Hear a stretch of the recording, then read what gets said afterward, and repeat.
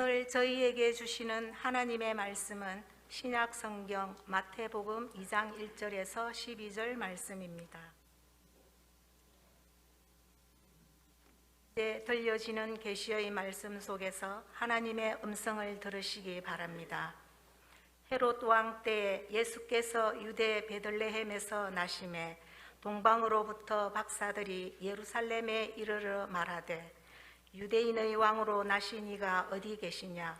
우리가 동방에서 그의 별을 보고 그에게 경배하러 왔노라 하니 헤롯 왕과 온 예루살렘이 듣고 소동한지라. 왕이 모든 대제사장과 백성의 서기관들을 모아 그리스도가 어디서 나겠느냐 물으니 이르되 유대 베들레헴이오니 이는 선지자로 이렇게 기록된 바 또 유대 땅 베들레헴아 너는 유대 고을 중에서 가장 작지 아니하도다. 내게서 한 다스리는 자가 나와서 내 백성 이스라엘의 목자가 되리라 하였음이니이다. 이에 헤롯이 가만히 박사들을 불러 별이 나타난 때를 자세히 묻고 베들레헴으로 보내며 이르되 가서 아기에 대하여 자세히 알아보고 찾거든 내게 고하여 나도 가서 그에게 경배하게 하라. 박사들이 왕의 말을 듣고 갈새 동방에서 보던 그 별이 문득 앞서 인도하여 가다가 아기 있는 곳 위에 머물러 서 있는지라. 그들이 별을 보고 매우 크게 기뻐하더라. 집에 들어가 아기와 그의 어머니 마리아가 함께 있는 것을 보고 엎드려 아기께 경배하고 보배합을 열어 황금과 유향과 모략을 예물로 드리니라. 그들은 꿈에 헤롯에게로 돌아가지 말라 지시하심을 받아 다른 길로 고국에 돌아가니라. 아멘. 언젠가 한 글을 읽은 적이 있는데 평화라고 하는 말 가운데는 두 가지 단어가 있다고 합니다. 팍스라고 하는 단어와 샬롬이라고 하는 단어가 있는데 라틴어로 팍스라고 하는 단어는 영어의 피스라고 하는 말의 어원이 됩니다. 이 팍스라고 하는 말은 힘으로 이룬 평화를 가리키는 말입니다. 세계 역사를 보게 되면 로마는 이 팍스를 실현하기 위해서 하루도 피를 흘리지 않은 날이 없을 만큼 오랜 시간 동안 전쟁을 하고 다른 나라들을 정복하고 지배를 하게 됩니다. 로마는 이를 통해서 평화를 얻었고 강성해졌습니다. 그러나 다른 나라들은 이 평화를 위해서 피를 흘려야 했고 때로는 폐허가 되기도 했습니다.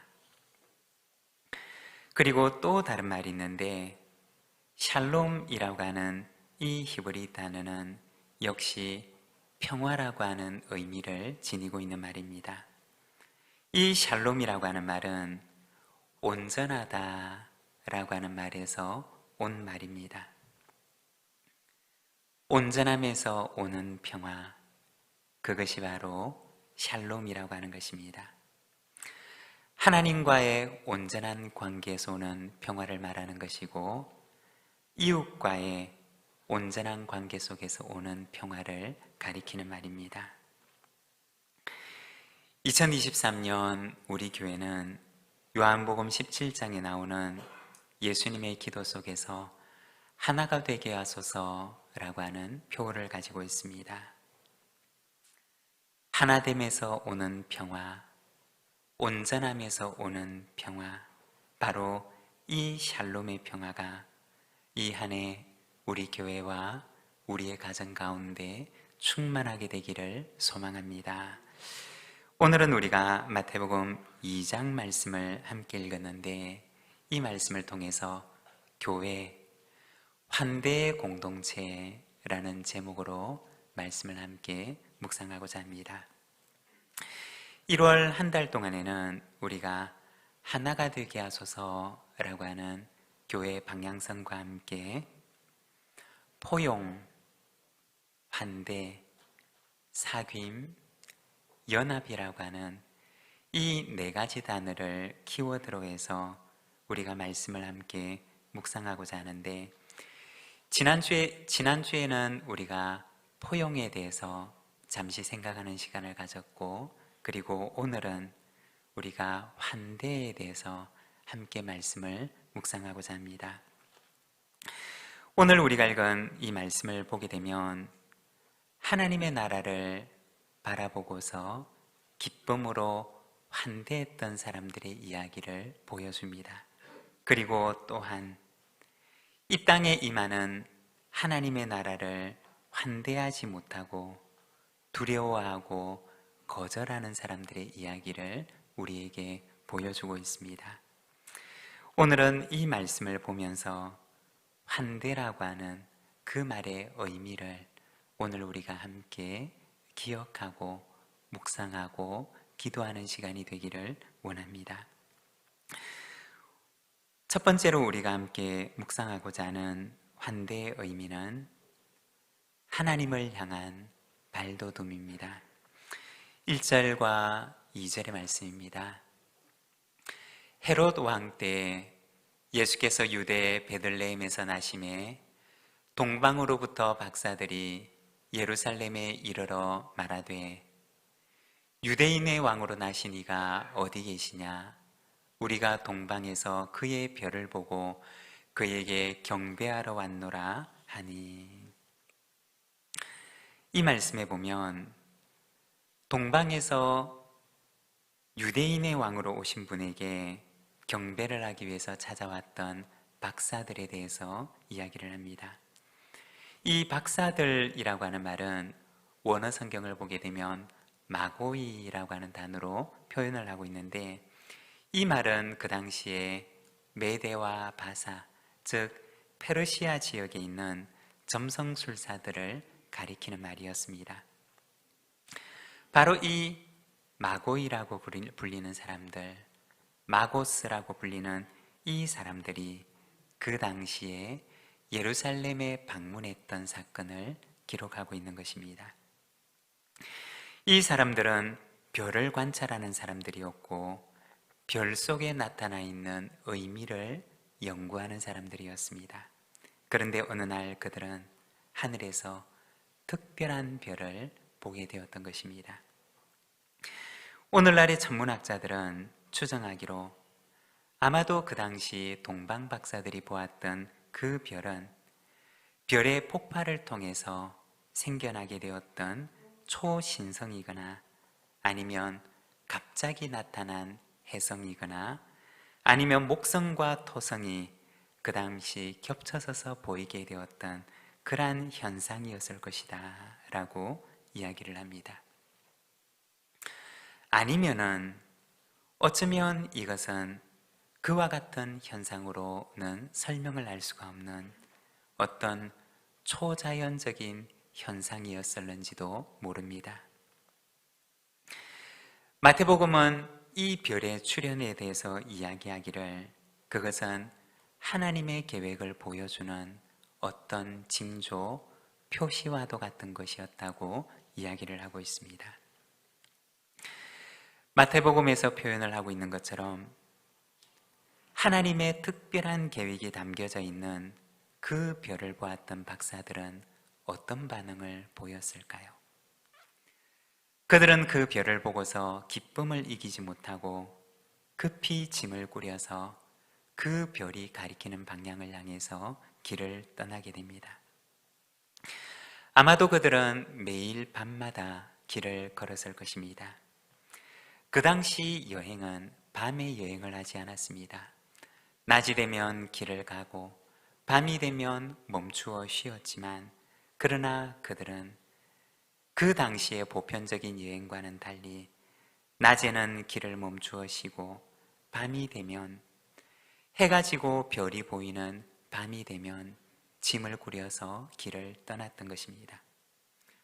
아마도 훨씬 힘든 여정이었을 것입니다.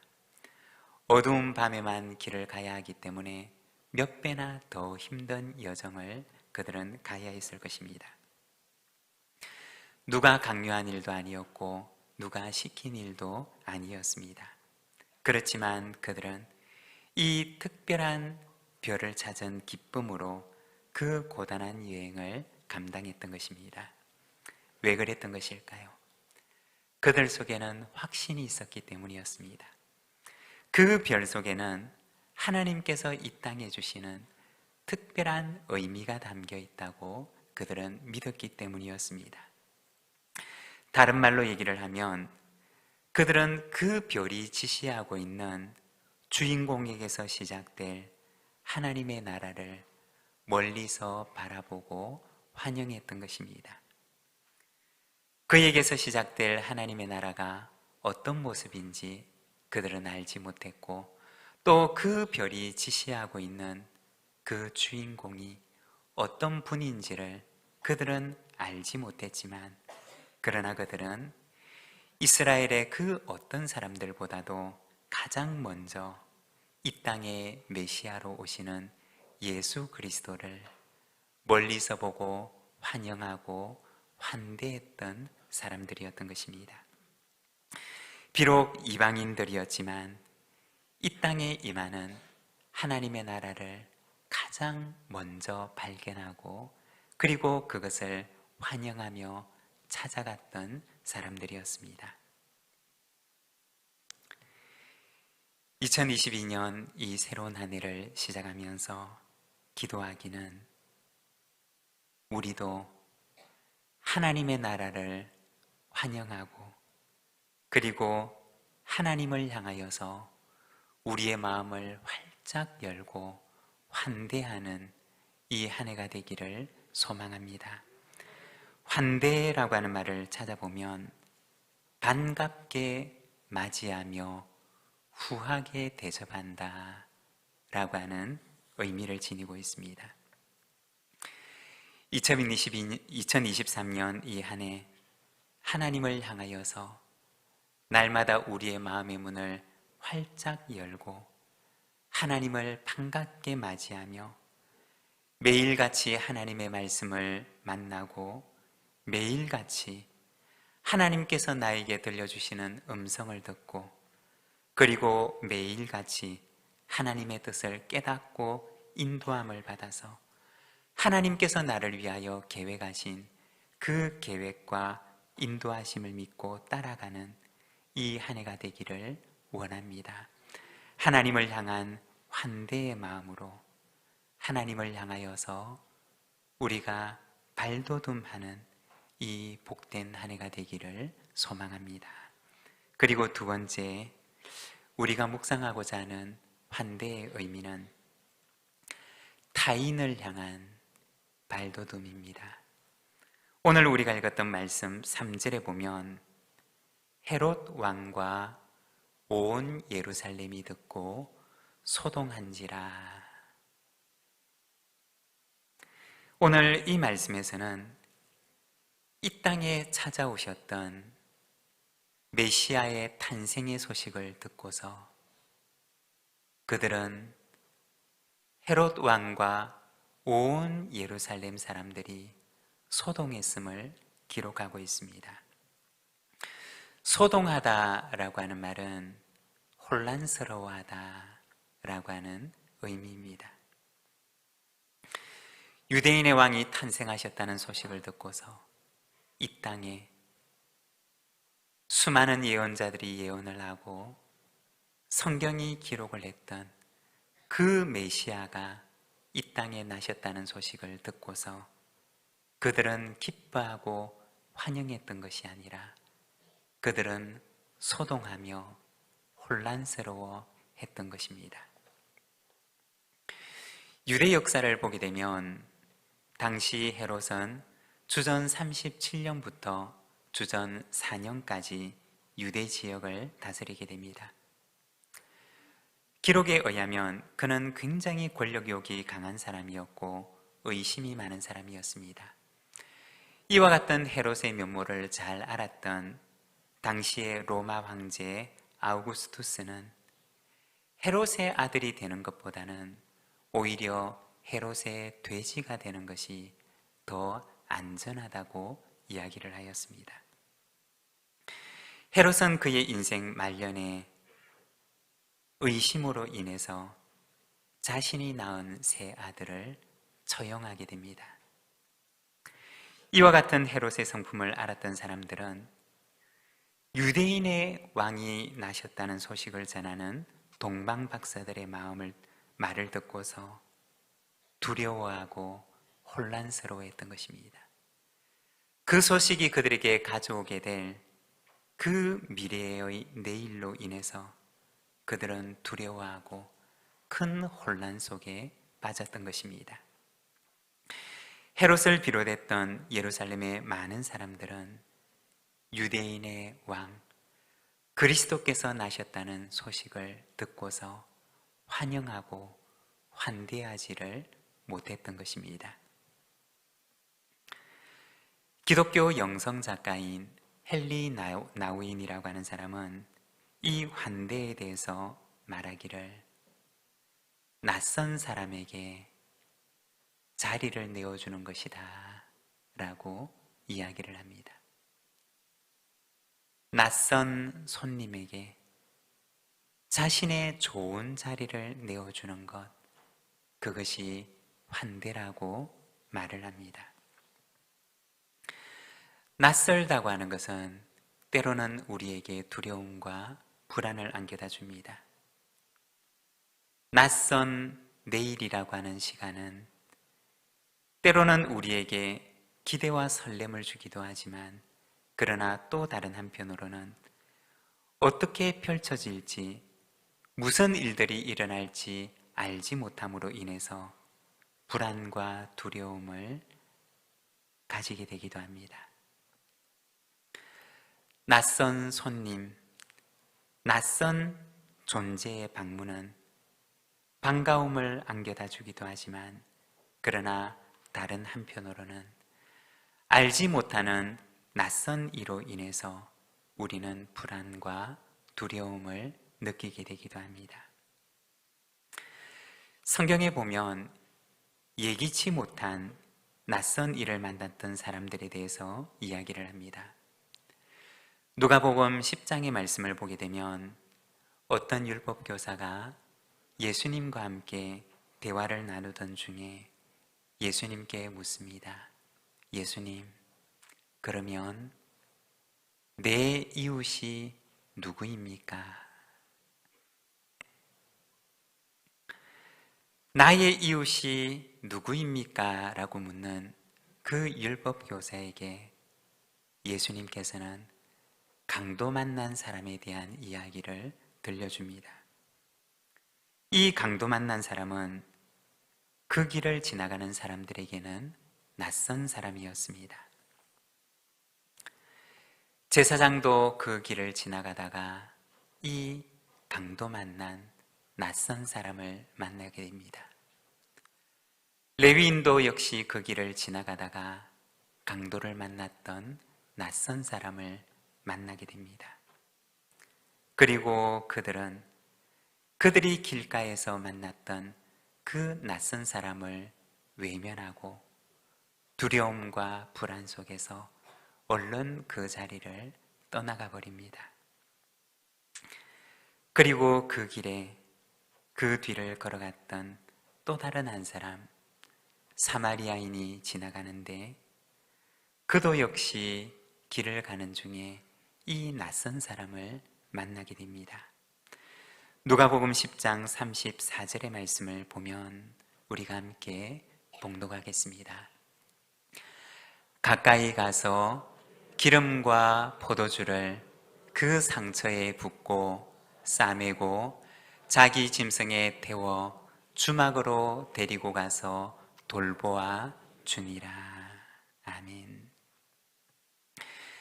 여기에 보면 이 사마리아인도 역시 그 길을 가다가 강도를 만났던 낯선 사람을 만나게 되는데, 그는 그가 가지고 있던 기름과 포도주를 꺼내어서 그 낯선 사람의 상처에 부어주게 됩니다. 그리고 자기가 타고 있던 짐승에서 내려서 그 낯선 사람을 그 짐승에게 태웁니다. 자신의 자리를 그 낯선 사람에게 내어주었던 것입니다. 그리고 그를 주막으로 데리고 가서 정성껏 돌보아 줍니다. 이 사마리아 사람은 길 가다가 만났던 그 낯선 사람을 환대함으로 그 사람의 이웃이 되어 주었던 것입니다. 여러분, 환대란 무엇일까요?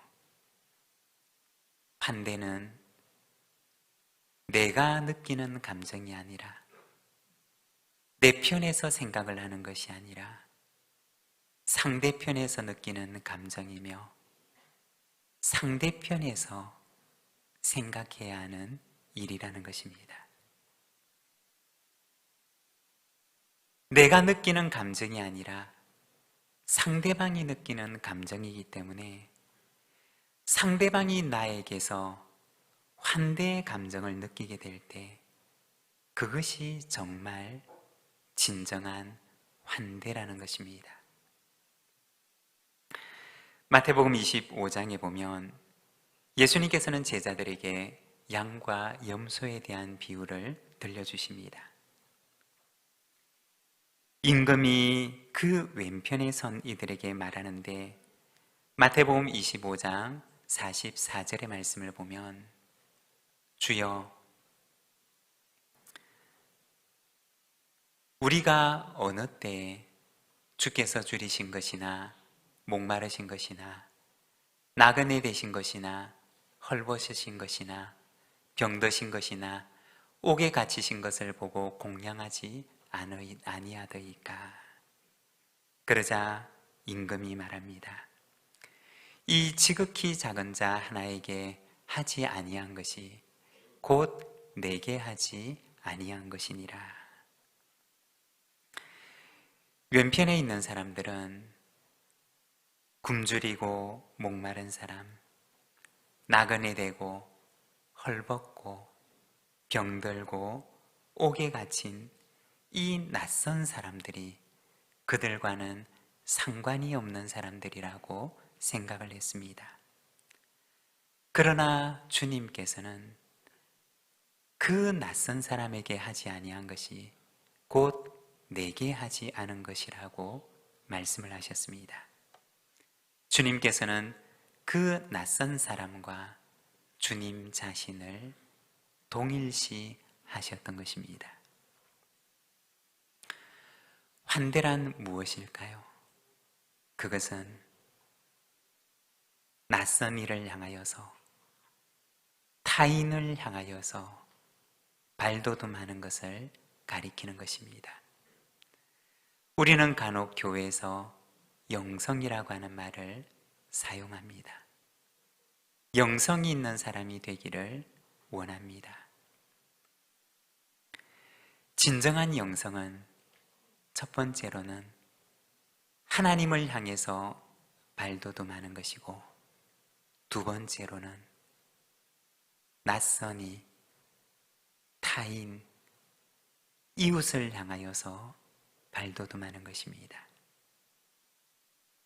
나에게는 낯선이, 나에게는 타인처럼 여겨지는 바로 그 사람, 주님께서는 그가 바로 주님이시라고 말씀을 하십니다. 이것이 바로 건강한 기독교의 영성이라고 하는 것입니다. 사랑하는 여러분, 이와 같은 영성이 우리에게, 그리고 우리 부산지인교회 이 믿음의 공동체 가운데 함께 하시기를 축원합니다. 그리고 세 번째, 우리가 묵상하는 환대의 의미는 환대 속에 담겨져 있는 선물입니다. 하나님께서는 이 낯선 이를 향한 환대 속에 선물을 숨겨 놓으셨다는 것입니다. 그들이 모두가 두려워했던 낯선이, 예수 그리스도의 탄생은 이 세상에 주시는 하나님의 큰 선물이었습니다. 그리고 낯선 소식을 가지고 낯선 곳에서 찾아왔던 그 동방의 사람들은 온 세상에 임할 반갑고 기쁜 소식, 반갑고 기쁜 선물을 안고 그들을 찾았던 것입니다. 2023년 올해는 우리 교회로서는 참 많은 변화가 있는 한 해가 될 것입니다. 낯선 변화들은 때로는 우리에게 불편함과 불안, 때로는 반갑지 않은 부분들도 있을 수 있습니다. 그러나 그 낯선 변화들 속에 하나님께서는 우리가 전혀 예상하지 못했던 선물을 숨겨 놓으실 것입니다. 지난 2021년과 2022년 동안에는 우리 교회는 계획에 없었던 손님들을 맞이하였습니다. 수정동 성결교회 식구들을 손님으로 맞아서 1년 6개월 동안 한 지붕 두 가족 생활을 했습니다.